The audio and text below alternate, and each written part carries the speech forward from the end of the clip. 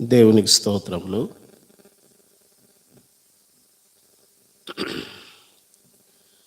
మమ్మల్ని ప్రేమతో ఆహ్వానించినటువంటి దైవజనులు జ్ఞానప్రకాష్ అయ్య గారికి, అమ్మగారికి నా హృదయపూర్వకమైన వందనాలు, వారి బిడ్డలకు నా హృదయపూర్వకమైన వందనాలు తెలియచేస్తూ ఉన్నాను. మా సహవాస సేవకులు, మా బ్యాచ్ సేవకులకి మా ప్రత్యేకమైన వందనాలు. అదే రీతిగా వేదిక దగ్గర ఉన్నటువంటి దైవజనులందరికీ నా హృదయపూర్వకమైన వందనాలు. ఆర్కెస్ట్రా వారికి వందనాలు, మీకు వందనాలు, అందరికి వందనాలు. వందనాలతో టైం అయిపోయింది. అయ్యగారు నాకు టైం ఇచ్చారు, ఆ టైం లోపల ముగించాలి. మంచిది, చక్కని వర్తమానం మనము ఇప్పటి వరకు విన్నాం. దేవుని సేవకులు దేవుని మనసయ్య గారు పంచుకున్నారు, అది సాక్ష్యం విన్నాం. అనేక సంవత్సరాలుగా దేవుని మాట విన్నాం. మన విశ్వాస జీవితం ఎలా ఉందో ఈ 2026 సంవత్సరంలో ఒకసారి పరిశీలన చేసుకుందాం. దేవుని వాక్యాన్ని చూద్దాం. మార్కు సువార్త 7వ అధ్యాయం మనకు బాగా పరిచయం ఈ మాటలు. 7వ అధ్యాయం 24 నుండి దయచేసి ఎవరైనా ఒకరు ఆయన అక్కడ నుండి మైకులో చదివితే బాగుంటుంది. ఎవరు చదువుతున్నారు? రైట్.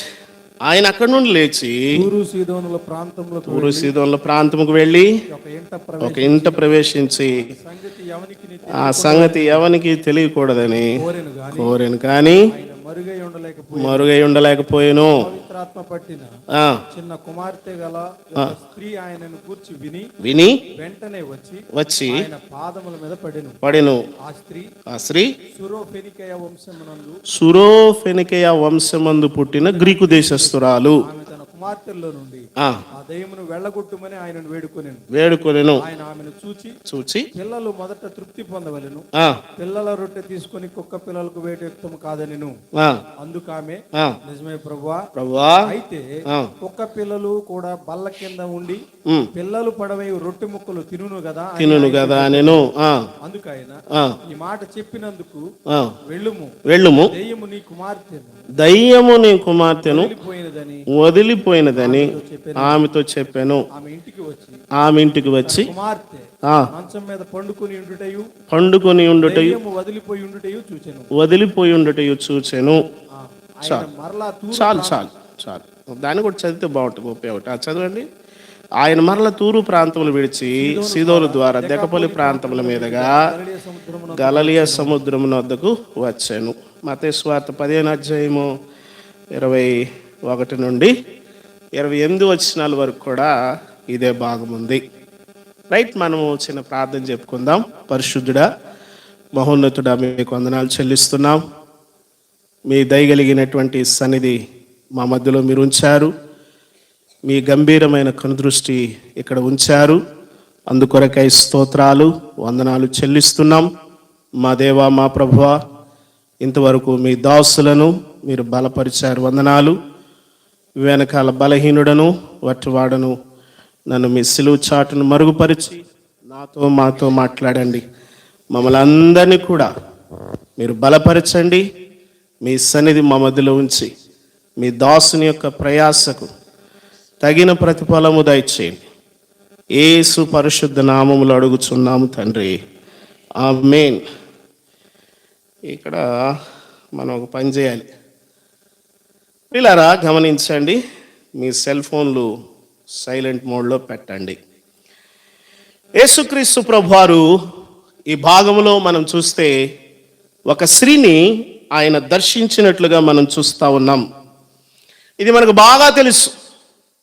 ప్రియులరా, ఆయన అక్కడి నుండి బయలుదేరి తూరు సీదోనుల ప్రాంతము గుండా వెళ్ళి ఆయన ఒక ఇంటికి వెళ్ళాడు. దయచేసి వినండి. ఆయన ఒక ఇంటికి వెళ్ళాడు. 31వ వచనం చదివారు. ఆయన మరలా తూరు సీదోనుల ప్రాంతము విడిచి సీదోను ద్వారా దెకపొలి ప్రాంతముల మీదుగా గలిలయ సముద్రమునొద్దకు ఆయన వచ్చారు. ప్రియులరా, యేసుక్రీస్తు ప్రభువారు ఎక్కడి నుండి వెళ్ళారో తిరిగి మరలా అక్కడికే వెళ్ళి ఆయన కూర్చున్నారు. అక్కడ నుండి ఎందుకు వెళ్ళారు, అక్కడికి వచ్చి ఎక్కడికి వెళ్ళి ఏం చేశారు? ఆయన గలిలయ ప్రాంతమును విడిచిపెట్టి సీదోను ప్రాంతముకు వచ్చి ఒక స్త్రీని దర్శించి ఆ స్త్రీకున్న అవసరతను తీర్చి తిరిగి మరలా ఆయన గలిలయ ప్రాంతానికి వెళ్ళారు. యేసుక్రీస్తు ప్రభువారు చేసినటువంటి ఈ పనిని మనము చాలాసార్లు చదువుకొని ఉంటాం, ధ్యానం చేసి ఉంటాం. ఆమె ఒక స్త్రీ యేసుక్రీస్తు ప్రభు దగ్గరకు వచ్చింది. ఆయన ప్రాంతంకి వచ్చి అన్నారు, నేను ఈ ఇంట్లో ఉన్నట్టుగా ఎవరికి తెలియకూడదు అని చెప్పి ఆయన కోరితే ఆమె ఒక అవసరత నిమిత్తమై యేసుక్రీస్తు ప్రభు దగ్గరకు వచ్చింది. యేసుక్రీస్తు ప్రభు దగ్గరకు వచ్చి సహాయం కోరుతా ఉంది. ఏమి ఆ సహాయం అంటే, ఆమె కుమార్తెకి ఏమైందంట? దయ్యం పట్టింది. బోధకుడా, నా బిడ్డకి దయ్యం పట్టింది, నాకు చాలా పెద్ద అవసరత ఉంది, బోధకుడా నాకు సహాయం చేయాలని ఆమె వచ్చి యేసు ప్రభుని అడగడం మొదలుపెట్టింది. అసలు ఆయన రెస్ట్ తీసుకోవాలనుకుంటే చాలా డిస్టర్బ్ చేస్తూ ఉంది, చాలా ఆటంకంగా ఉంది. ప్రియులారా, ఆమె చాలా ధనికురాలు. ఆమె వచ్చి బ్రతిమలాడుతూ ఉంది. సురోఫోనికియా దేశమందు పుట్టిన గ్రీకు దేశస్థురాలు. సీదోను ప్రాంతములో ఆమె నివసిస్తూ ఉంది. ప్రియులారా, తూరు సీదోనుల వారు సామాన్యులు కాదు, చాలా ధనవంతులు.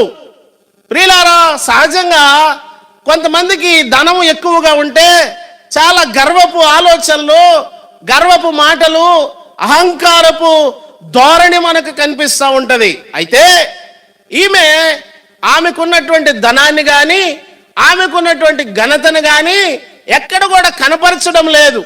యేసు ప్రభు దగ్గరకు వచ్చింది. ఆమె తనకున్నటువంటి అవసరతను యేసుక్రీస్తు ప్రభువుకి చెప్తా ఉంది. ప్రభువా, నా కుమార్తెకి దయ్యం పట్టింది. దావీదు కుమారుడా, మత్తయి సువార్తను మనం చూద్దాం. దావీదు కుమారుడా, నన్ను కరుణించు, నా కుమార్తెకి దయ్యం పట్టి బహు బాధపడుచున్నదని కేకలు వేస్తా ఉంది. నేను ఇంట్లో ఉన్న సంగతి ఎవరికి తెలియకూడదు, నేను ఇంట్లో ఉన్న సంగతి ఎవరికి కూడా తెలియకూడదు అని చెప్పి యేసుక్రీస్తు ప్రభు వారు ఆల్రెడీ చెప్పున్నారు. ప్రభునందు ప్రియమైన వాళ్ళరా, ఆమె వచ్చి బ్రతిమలాడుతూ ఉంది, కేకలు వేస్తా ఉంది. ఆమె ద్వారా అందరికీ తెలిసిపోతుంది యేసుక్రీస్తు ప్రభు వారు అక్కడ ఉన్నారని. అయితే యేసుక్రీస్తు ప్రభు వారు 23 వచ్చిన మత్తయి సువార్త 15:23 అంటున్నారు, అందుకు ఆయన ఆమెతో ఒక్క మాట అయినా చెప్పలేదు. అప్పుడు ఆ శిష్యులు కూడా వచ్చి అంటున్నారు, ఇదిగో ఈమె వెంబడిస్తుంది, ఈమె కేకలు వేస్తుంది, ఈమె చాలా ఇబ్బంది పెడుతుంది, ఈమెను పంపివేయి. ప్రియులారా, గమనించండి, ఇక్కడ విషయాలు మనము కొద్దిగా ఆలోచన చేద్దాం. ఆమె ఎందుకు వచ్చింది? ఆమె కుమార్తెకి ఏమైంది? అమ్మ వింటున్నారా? ఏమైంది? కుమార్తెకి దయ్యం పట్టింది. ప్రియులారా, ఆ దయ్యాన్ని వదిలించడానికి తల్లి చాలా ప్రయాసపడుతూ ఉంది. యేసు ప్రభు దగ్గరకు వచ్చి తన బిడ్డకున్న దయ్యం పోవాలి, ఆశ అది. తన బిడ్డకున్నటువంటి దయ్యం పోవాలి. ఆమెను యేసుక్రీస్తు ప్రభు వారు ఆమెతో మాట్లాడడం లేదు. కింద మనం చదివితే యేసుక్రీస్తు ప్రభు వారు ఇంకా కఠినంగా ఆమెతో మాట్లాడినట్టుగా మనం చూస్తాం. చాలా కఠినంగా వ్యవహరిస్తా ఉన్నాడు. ఎందుకు అలా వ్యవహరిస్తున్నాడు? యేసుక్రీస్తు ప్రభు వారు అంత కఠినంగా ఎందుకు వ్యవహరిస్తున్నాడంటే, ఆమె జీవితము ద్వారా లోకానికి సమాచారం ఇవ్వడానికి. ఆమె ద్వారా ఈ ప్రపంచములో అనేక మంది ఇదిగో ఆమెకున్న విధేయతను చూసి నేర్చుకోండి అని చెప్పడానికి యేసుక్రీస్తు ప్రభు వారు కఠినముగా మాట్లాడాడనంటే, కొన్నిసార్లు మనకి ఎవరైనా కఠినంగా మాట్లాడారు, సేవకుడు కఠినంగా మాట్లాడాడు, లేకపోతే ఇదిగో వాక్యం అందిస్తున్నప్పుడు ఏదైనా కఠినమైన మాట హృదయానికి తాకితే ఏమంటాం? వెంటనే ఏమవుతాం? ఓ రోజు ఓ పాస్టర్ గారు మా ఇంటికి వచ్చారు. మా సంఘ కాపరి, నాన్న ఎబ్రోన్ సేవకు వెళ్తారు. ఎబ్రోన్లో నాన్న పరిచర్లో అక్కడ ఉంటారు, విశ్వాసంలో అక్కడ ఎదిగారు. ఆయన పేరు ఎడ్వర్డ్ గారు. నేను బాగా చిన్నవాడిని. అమ్మ అటు ఇటు చూడొద్దు, ఇటు చూడాలా, ఓయ్ ఇటు చూడాలా. దయ్యం పట్టింది, దయ్యం గురించి చెప్తాను నేను, వినండి. ఆ పాస్టర్ గారు వచ్చారు, వచ్చి బ్రదర్ ఆ సౌండ్ తగ్గించండి సార్ ప్లీజ్. పాస్టర్ గారు వచ్చారు, పాస్టర్ గారు వచ్చి మా నాన్న పేరు జార్జ్ దొంగోడా అన్నాడు మా నాన్నని. పాస్టర్ గారు వచ్చి అంటున్నాడు జార్జ్ దొంగోడా అంటున్నాడు మా నాన్న డైరెక్ట్ గా. ఇప్పుడు పాస్టర్ గారు ఒకవేళ ఇదిగో వాక్యం లేదని చెప్తే ఇక అంతే సంగతులు, ఏమన్నా అంటే అంతే సంగతులు, ఏమన్నా హృదయానికి తాకితే అంతే సంగతులు. అట్టాటి విశ్వాసం నేర్చుకున్నాం మనం, అట్టాటి భక్తిని అలవర్చుకున్నాం. సురుకు తగలద్దు ఏమండి, చెవికి సురుకు తగలద్దు ఏమండి, మనసుకి సురుకు తగలద్దు. ఎలా పోద్దురా మట్టి, ఉతకాల బండకేసి బాధాల దాన్ని వేసి గుంజాలా, వేడి నీళ్ళలో ఉడకబెట్టాలా, ఏం చేయాలా? వాక్యము చేత. ఉదక స్నానం ఎలాగ తెలుసా మీరు చెప్పండి? ఉదక స్నానం ఎలాగా? చిన్నప్పుడు అమ్మ స్నానం చెప్పేసింది ఎలాగా? సోపు చెయ్యికి పెట్టి చివరి నుంచి ఆ చివరికి భుజం కాడ కొడుతుంది, పట్రా కాళ్ళు పెట్టి ఎట్ట కొడుతుంటది. ఉదక స్నానం అది. ముటికాయలు పొడుస్తుంది, ఈపు మీద గుంజుతుంది, బాది రుద్దుతుంది. విశ్వాసములో ఉదక స్నానం లేదు ఈ దినాల్లో, మురికి పోవడం లేదు. ఇట్లాంటి వాక్యాలు వింటాం, ఎన్ని వాక్యాలైనా వింటాం, ఎన్ని సంవత్సరాలైనా వింటాం, అదే బతుకుతాం నవ్వుకుంటా ఎగతాళిగా. ఇదే భక్తిని ఇదే భక్తి నేర్చుకుంటే ఏ మాత్రం వర్ధిల్లం. ఆమె కుమార్తెకి దయ్యం పడితే యేసు ప్రభు దగ్గరకు వచ్చి మాట్లాడుతూ ఉంది. దావీదు కుమారుడా, కాళ్ళు పట్టుకుంటుంది. శిష్యులు అంటారు, బోధకుడా ఈమెను వెలగొట్టు. జ్ఞానప్రకాష్ గారి దగ్గర మీరు ఎవరైనా వచ్చారనుకో, ఈయన వచ్చాడు, ఈయన పేరేంటో నాకు తెలియదు. ఈయన వచ్చి ప్రకాష్ గారు నెలగొట్టు అన్నాడు అనుకో, నువ్వు వస్తావు చర్చికేక? నీకు అర్థమైందా? వెలగొట్టు అంటే శిష్యులు అంటున్నారు, బోధకుడా ఆమెని పంపివేయి. నీకు తెలీదు ఆమెలో పట్టుదల, ఆమెలో విశ్వాసం, ఆమెలో ఉన్నటువంటి నిరీక్షణ మీకు తెలీదు. నేను ఈ ప్రపంచానికి చూపిస్తాను ఆమెలో ఉన్న విశ్వాసం. ఆమెలో ఉన్న విశ్వాసాన్ని వెలికి తీయడానికి యేసు క్రీస్తు ప్రభువారు ఆమెతో కఠినంగా మాట్లాడుతూ ఉన్నాడు. ఏదైనా కఠినంగా వస్తే నొచ్చుకుంటున్నావా బిడ్డ? మనసుకి ఏదైనా కఠినంగా వస్తే నొచ్చుకుంటున్నావా, బాధపడుతున్నావా, అలుగుతున్నావా, మూలుగుతున్నావా? ఈ మధ్యకాలంలో విశ్వాసులు అలుగుళ్ళు ఎక్కువ నేర్చుకున్నారు. అలుగుళ్ళో సీనియర్లు. చర్చికి రాదు ఆమె, ఇంక పాస్టర్ గారు వెళ్ళి సో పెట్టాలి ఆమెకి. సిగ్గు లేకపోతే సరే, నీకు సిగ్గుండాలా? దైవజనుడు నన్ను అనడానికి నేను అర్హురాల్ని, నేను అర్హుణ్ణి. నన్ను కాకపోతే ఎవరంటాడు? నా తండ్రి, నా ఆత్మీయ తండ్రి. నువ్వు ఒకవేళ ఈ సంఘానికి వస్తున్నా, ఈ సంఘానికి రాకుండా వేరే సంఘానికి వెళ్తున్నా, ఇదిగో పాస్టర్ గారు పాంప్లెట్ ఇస్తే వచ్చి కూర్చున్నా సరే, నువ్వు ఏ సంఘానికి వెళ్తున్నా సరే, నీ దగ్గరికి ఒక కఠినమైన మాట వచ్చినప్పుడు విశ్వాసంతో తల వంచడం నేర్చుకో. నొచ్చుకోవడం కాదు, అలగడంలో సీనియర్ అవ్వబాకు, భక్తిలో ఓ పెద్ద సీనియర్ లాగా పోసుకొట్టబాకు. ఇదిగో ఆమె అంటుంది, బోధకుడా నా కుమార్తెకి దయ్యం పట్టింది, ఇదిగో ఆ అవసరత ఇదిగో నువ్వు ఇప్పుడు తీర్చాల్సిందే. అది ఆమె యొక్క ఆశ. ఆమె ఆశ, నా కుమార్తెకి ఏమైంది? నీకే పెద్ద దయ్యం పడితే కుమార్తెకి ఇంకే పెద్ద దయ్యం పడుతుంది. నీకు పెద్ద దయ్యం, అలాగే పిల్ల దయ్యం అన్నట్టు. వింటున్నావా ప్రియులారా? ఈ రోజుల్లో పిల్లలకి దయ్యాలు పడుతున్నాయి తెలుసా మీకు? మొన్నటికి మొన్న ఈ వారంలో అనుకుంటా ఒక అమ్మాయి అదిగో ఇన్స్టాగ్రామ్ లో ఒకటి పరిచయం అయితే ఇదిగో వాడు ఫోన్ చేయగానే వెంటనే ఫ్రీ బస్సు కదా అని చెప్పి ఆధార్ కార్డు పెట్టుకొని వైజాగ్ నుంచి కావలికి వెళ్ళిపోయింది. కావలిలో 2 బస్సు దిగారు, అక్కడ పోలీసులు పట్టుకున్నారు అనుమానాస్పదంగా కనపడేసరికి. ఏంటమ్మా అంటే ఇదిగో నాకు ఇతను పరిచయం అయ్యాడు, ఇతనితో వచ్చేసాను. వెంటనే వాళ్ళ తల్లిదండ్రులు పిలిపించారు. వస్తే వాళ్ళ తల్లిదండ్రులు లాబో దిబోమని కొట్టుకుంటున్నారు. పిల్లరా, ఇది కావల్లో వైజాగ్ లో జరిగింది. చిత్తూరులో 14 ఏళ్ల అమ్మాయి ఒక బాబును ప్రసవించింది. దయ్యాలు పడుతున్నాయి పిల్లలకి, జాగ్రత్త. పిల్లలకి దయ్యాలు పడుతున్నాయి.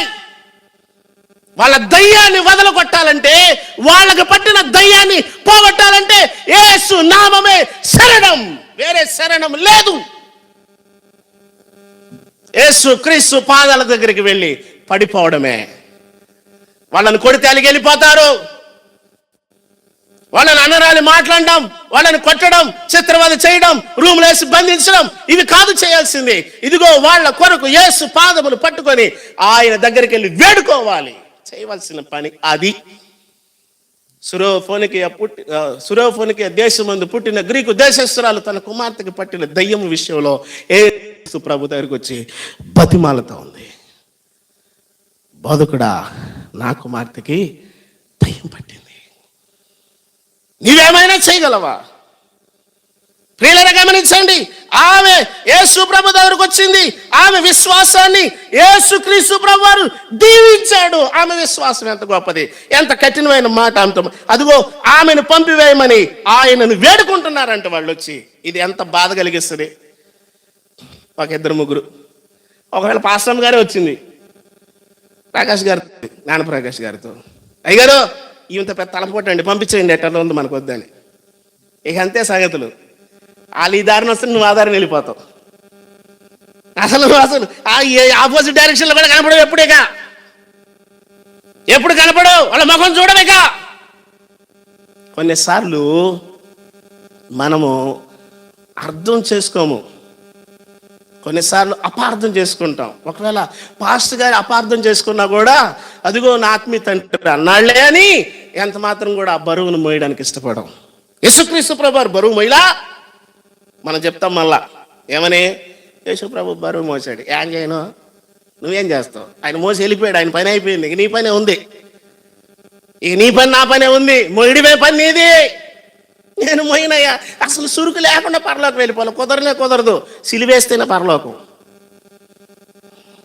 యెషయా ఉంది ఆ మాట. వారు మరణము నొందకుండా జీవము చూడలేరనే మాట ఉంది. ప్రియులారా గమనించండి, నీవు శ్రమ పెట్టబడకుండా, బాధను పడకుండా నీవు నిత్య జీవములు అడుగు పెట్టడం అనేటువంటిది అసాధ్యం. ఏదో విధంగా నీ దారికి అది వస్తున్నప్పుడు నువ్వు దాన్ని యాక్సెప్ట్ చేయడం నేర్చుకో, లోబడ్డం నేర్చుకో దానికి. యేసు ప్రభు దగ్గరకు వచ్చి వాళ్ళు అంటున్నారు, బోధకుడా ఈమెను పంపివేయి. యేసు ప్రభు వారు ఏమంటున్నారు ఒకసారి చూడండి, మత్తయి సువార్తలో. గొర్రె యొద్దకే గాని యేసు ప్రభు గారు ఇలా అంటున్నారు, ఏమని, అమ్మా నేను వచ్చింది మీకోసం కాదు, నేను మా వాళ్ళ కోసం వచ్చానమ్మా అనగానే ఇంకెలా ఉంటుంది, అమ్మా ఇప్పుడు భోజనాలు ఉన్నాయా, అమ్మ భోజనం మీకు కాదు మాకు అన్నారు అనుకేమంటారు, అమ్మాయి పళ్ళెం మడబెట్టు, భోజనం మీకు కదా, పెడా పళ్ళెం వచ్చేసావు అన్నం తినడానికి అన్నాం అనుకేమంటావు? యేసు ప్రభు అంటాడు, బోధకుడా సహాయం చేయండి. అమ్మా నేను మీకోసం రాలేదమ్మా, మా వాళ్ళ కోసం వచ్చాను, మా వాళ్ళ కోసం వండుకున్నాము, మా వాళ్ళ కోసం వండుకున్నాము అన్నారు అనుకో. అంతే సంగతులు అంటుంది ఆమె. ఏమంటుంది ఆమె యొక్క వర్షం చూద్దాం. అయినను ఆమె వచ్చి ఆయనకు మొక్కి అదిగో మొక్కుతా ఉంది, అయ్యా నాకు సహాయం చేయమని అడిగాను. అడుక్కున్న వాళ్ళ అడుక్కుంటుంది ఆమె. ఎట్లాగమ్మా సహాయం మొక్కిందమ్మా,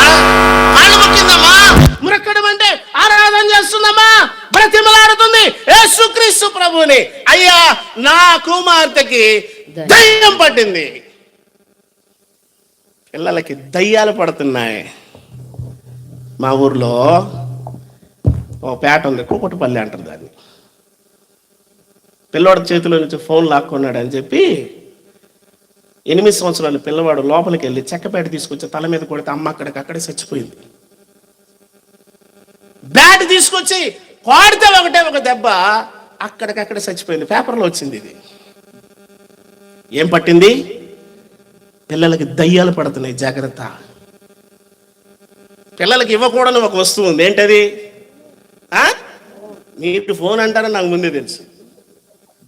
మీరు పెద్ద మేధావులు, ఇదే పని మీద ఉంటారు, ఇట్లా వినేసి ఉంటారు కదా ప్రసంగాలు. ఏం చెప్పనా? గారాబం. పోనీలే అమ్మా, పిల్లోడుగా బ్యాట్ తీసుకొచ్చి కొడతాడు, తలకాయ మీద సచ్చూరుకుంటావు. నిజమేనా? జోక్ కాదు నేను చెప్పేది. పిల్లలకి గారం. వాళ్ళు ఫోన్ నొక్కుతుంటే మురిసిపోతారు. నాకు కూడా రాదు, మా పిల్లలు అంత బాగా నొక్కుతారు. నీ ముఖం చూసుకు అద్దంలో కొడతాడు ఏదో రోజు బ్యాట్తో. నిజం, పిల్లలకి దయ్యాలు పడుతున్నాయి. ఆ దయ్యాలు తీసుకొచ్చింది నువ్వే. యేసుక్రీస్తు పాదాల దగ్గరికి వెళ్ళాలా? నా కుమార్తెకి దయ్యం పట్టిందని యేసు ప్రభు దగ్గరికి వెళ్ళి మొక్కుతా ఉందంట. ఆమె కాళ్ళు పట్టుకుంటుంది, కాళ్ళు దగ్గరికి వెళ్తుంది. వీళ్ళేమంటున్నారు? ఎల్లగొట్టు అంటున్నారు. ఆయన ఏమంటున్నాడు? మాట్లాడడం లేదు. ఇదిగో మొక్కుతా ఉంది. దావీదు కుమారుడు అంటుంది, ప్రవచనాలు తెస్తుంది, బ్రతిమలాడుతుంది, ధనవంతురాలు, ఒళ్ళంతా బంగారం ఉంది, చాలా ఆస్తిపరురాలు, ఘనమైనటువంటి స్త్రీ. యేసుక్రీస్తు ప్రభు దగ్గరికి వచ్చి వేడుకుంటా ఉంది, కనికరించు, కనికరించు. చెప్పండి తర్వాత మాట, నా టైం అయిపోతుంది. అందుకు ఆయన పిల్లలు రొట్టె పిల్లలకు వేయట చెప్పగా, ఒక్క పిల్లలకు వేయట. ఈ మాటతో చదువుకోవచ్చుగా,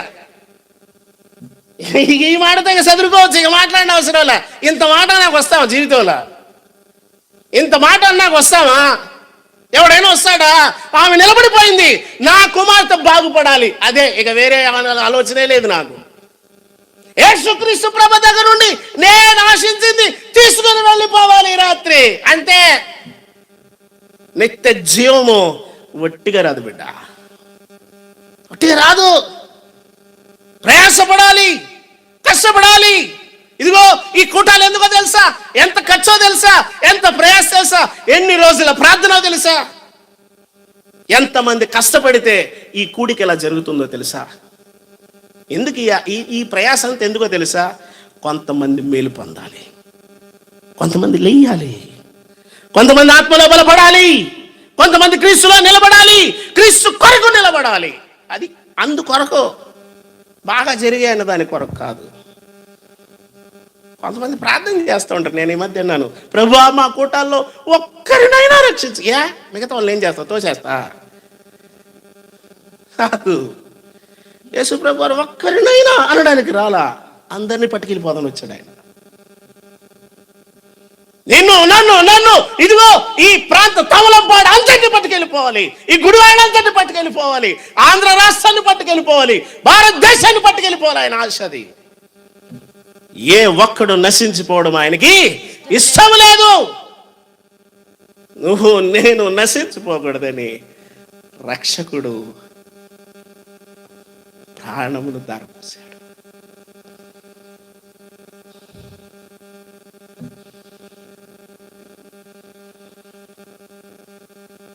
తన చివరి రక్తం బొట్టు వరకు దారపోసేశాడు. ఏమీ మిగలలేదు. ఏమని ఉంటుంది తెలుసా? రక్తము నీరు కారిన మొత్తం దారిపోసేసాడు. ఏ ఒక్కరూ నశించిపోవడం ఆయనకి ఇష్టం లేదు. ఏ విధంగా అయినా సరే నేను పట్టుకెళ్ళాలి. వెళ్ళరా, బ్రతిమలాడుతున్నప్పుడే రా, అడుగుతున్నప్పుడే రా, వేడుకుంటున్నప్పుడే రా, స్వరం వినబడుతున్నప్పుడే రా. ఇందాక విన్నాం, తలుపు మూసేస్తే నీకు తర్వాత ఎవడు తలుపు తెరవడు.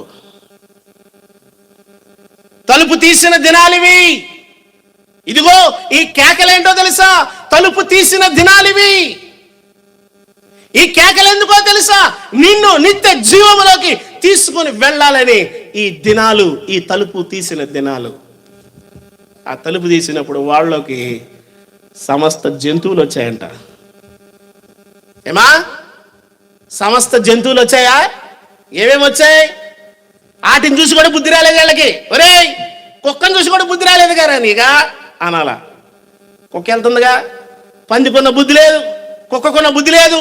ప్రియులారా, ఇలాంటి మళ్ళీ కోపాలు ఏమండి, ఇదిగో అవన్నీ వెళ్ళిపోతా ఉన్నాయి స్వరం విని.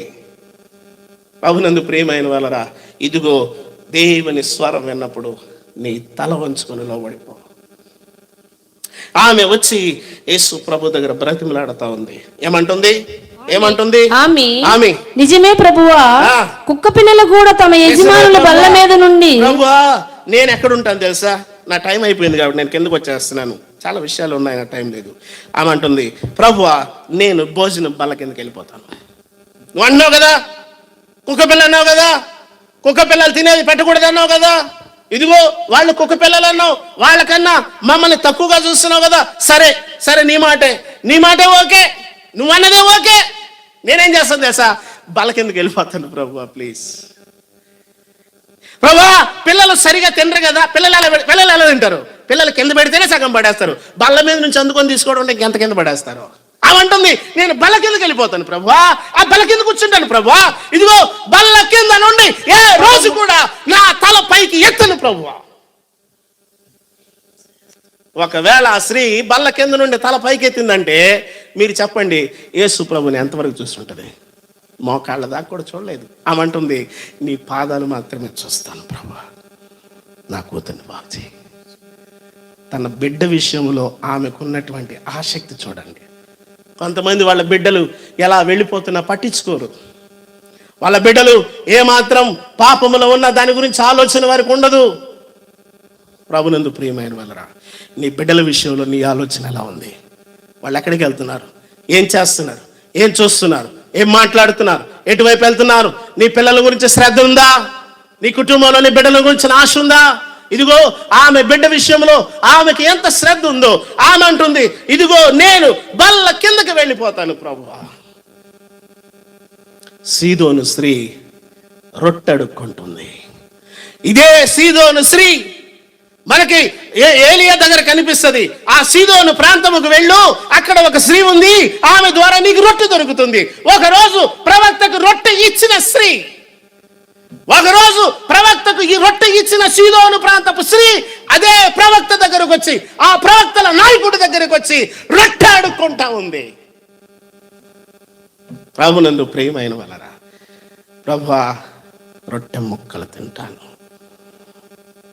అమ్మా, పిల్లల రొట్టె తీసి కుక్క పిల్లలకు వేయటం యుక్తం కాదు.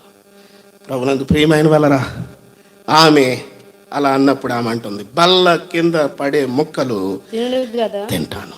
ఆమె దేనికి వచ్చింది? వినండి, ఆమె దేనికి వచ్చింది? టాపిక్ ఎక్కడికి వెళ్ళింది? యేసు ప్రభు నీళ్ళ దగ్గరికి వచ్చే టాపిక్ ఎక్కడ తీసుకెళ్ళాడు? సమరయస్త్రీ దగ్గర. యేసు ప్రభు నిన్ను అక్కడికి తీసుకెళ్ళడానికి ఆయన ఏం మాట్లాడినా, నేను స్వస్థతకు వచ్చాను, అసలు రొట్టె టాపిక్ ఎందుకు? అమ్మా, నువ్వు స్వస్థతకు వచ్చావు, నేను నీకు జీవాన్ని ఇస్తాను. అమ్మ, నువ్వు నీటికి వచ్చావు, జీవజలం ఇస్తాను. నువ్వు వచ్చింది చిన్నదాని కోసం, నీ ఆలోచన ఇక్కడ వరకే. ప్రభువా, నాకు ఇదైతే చాలు, ప్రభువా, నా తలనొప్పి తగ్గితే చాలు, నాకు ఇది బాగైతే చాలు, ఈ 10,000 అప్పు కట్టుకుంటే చాలు, ఈ పొలం పండితే చాలు, ఈ చెరువు వస్తే చాలు, ఈ చిన్న అదిగో లోన్ వస్తే చాలు, ఈ చిన్న జీతం వస్తే చాలు. నువ్వు అడిగేది కొంచెమే కొంచెమే కొంచెమే, ఆయన ఇచ్చేది పెద్దది. నువ్వు కొంచెమే అడుగుతావు. అమ్మా, నువ్వు నీ కుమార్తె గురించి వచ్చావు, విను, నేను నీకు జీవాహారం ఇస్తాను. ప్రభునందు ప్రియమైన వాళ్ళరా, ఇదిగో టాపిక్ రొట్టె దగ్గరకు వచ్చింది. సీదోను స్త్రీ, ఇదిగో అదే సీదోను స్త్రీ ఏమండి ఇక్కడ రొట్టె విషయంలో మరలా యేసుక్రీస్తు ప్రభు వారు జ్ఞాపకం చేస్తా ఉన్నాడు. అమ్మా, ఇదిగో ఆ రోజు మీరు పోగొట్టుకున్నది, మీ జాతి పోగొట్టుకున్నది, మీ జాతి అంతటికి నేను ఇస్తాను, తీసుకెళ్ళిపో, నీ విశ్వాసం గొప్పది. ప్రియులారా, నా సమయం అయిపోయింది, నేను ముగిస్తా ఉన్నాను. నీవు కోరినట్టే నీకు అగునుగాక. తర్వాత మాట, ఆమె కుమార్తె స్వస్థత పొందింది. ఆమె చూపించిన విశ్వాసం, ఆమె ప్రదర్శించిన విశ్వాసం. ఏ విశ్వాసాన్ని ప్రదర్శిస్తున్నావు? ఎటువంటి విశ్వాసాన్ని ప్రదర్శిస్తున్నావు? మనసు నొచ్చుకోవడం, కష్టపడడం, బాధపడిపోవడం ఇవి కాదు. సురోఫోనికే దేశమందు పుట్టిన గ్రీకు దేశస్తురాలు చూడండి. ఆ స్త్రీని చూసి నేర్చుకోండి. ప్రియులరా, గలిలయ ప్రాంతాన్ని విడిచి ఎందుకు వచ్చాడు తెలుసా? ఈమెను వాళ్ళకు చూపిస్తున్నాడు. రే బాబు, నేను దగ్గరికి వెళ్తున్నాను, మీరు కావాలంటే వచ్చి చూడండి. అక్కడ నేను ఒక స్త్రీతో డీల్ చేయబోతున్నాను. ఆమెతో డీలింగ్ ఎలా ఉంటుందో తెలుసా? ఆమెతో ఎంత కఠినంగా మాట్లాడి ఎలా లోబడుతుందో తెలుసా? ఆమె ఎంత విధేయత చూపిస్తుందో తెలుసా? దేవుడు కొన్నిసార్లు మనకు చూపిస్తాడు. చూడు, వాళ్ళని చూసి నేర్చుకో. కొన్నిసార్లు ఎంతమంది ఏం చూసినా కూడా అర్థం కాదు, ఒక సీరియల్ని తప్ప. సినిమాలే బాగా అర్థమవుతాయి. సినిమా చూసి ఏడిసే భక్తులు ఎక్కువైపోయారు ఈ మధ్య. వీళ్ళారా, పిల్లలకి దయ్యం పట్టింది. స్వస్థతను, జీవాహారాన్ని సీదోను స్త్రీ పట్టుకెళ్ళిపోయింది. ఈ కూటాల్లో ఏం పట్టుకెళ్తావు? ఈ కూటాల్లో ఏం మేలు పొందాలనుకుంటున్నావు? నీ బిడ్డల విషయంలో శ్రద్ధ ఉందా? నీ కుమార్తె, నీ కుమారుడు, నీ బిడ్డల విషయంలో ఆలోచన ఉందా? దేవుని పాదాలు పట్టుకో, దేవుడు నీ మేలు చేస్తాడు. తలలు వంచండి, ప్రార్థన చేద్దాం.